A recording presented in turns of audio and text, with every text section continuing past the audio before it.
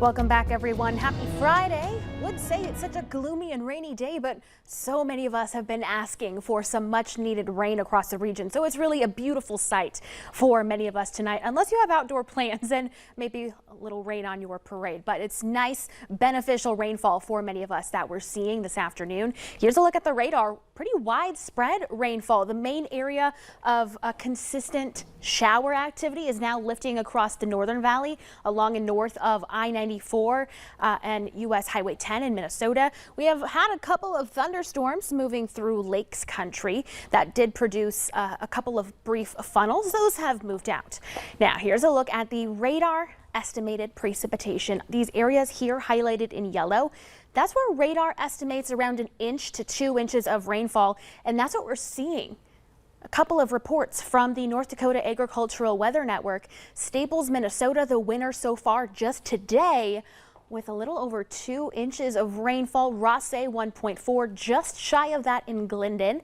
In Fargo, the north end of town at NDSU, 1.1 inches of rain. Castleton 1.07, just shy of 0.8 in Prosper. And we have more rain on the way, more soaking rain, heavy thunderstorms for tomorrow. So our first alert weather day continues for heavy rain and flash flood potential. But the good news is the severe risk is quite low. Here's the latest excessive rainfall outlook from the Weather Prediction Center. Encompasses the Red River Valley, southeastern North Dakota, and a good chunk of Minnesota as well.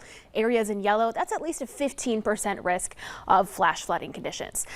All right, here's your hour-by-hour forecast. Continuing to see the main shower activity lifting to the north. A few more scattered thunderstorms developing in the Southern Valley.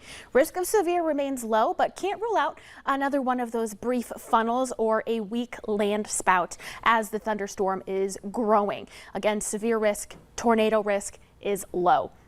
A brief break late tonight through the early overnight hours before more soaking rains move in tomorrow morning. This is right around daybreak. The next wave starts to lift in, and we'll see some bands of heavier rain and thunderstorm activity through the day. A brief break right at the center of the low into the early afternoon, but that's going to wrap around and continue to bring on and off showers and thunderstorms right on into tomorrow night, and those continue into Sunday morning before spinning off and exiting to the east.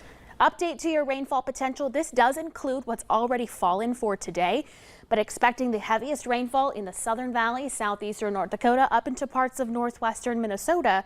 And this aligns as well with that risk for excessive rainfall from the Weather Prediction Center.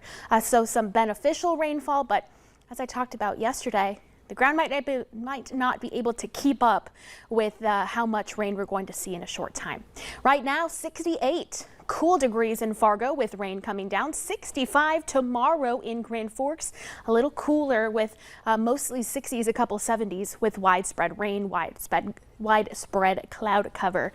Into Sunday, a couple of degrees warmer after the rain moves out, but it's going to be windy. Gusting upwards of 40 miles per hour is not out of the question.